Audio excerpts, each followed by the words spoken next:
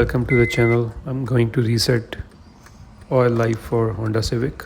So it's on 15%. I just changed the oil and filter.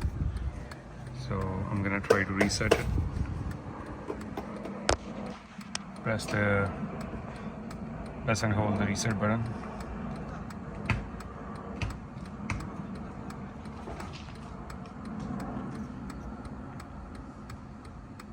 Okay, it started flashing.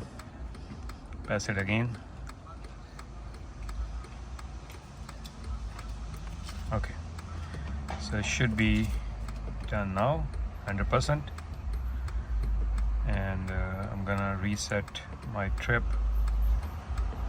to 0 so that I can keep track of. That's everything for today. Thanks for watching the video. Good day.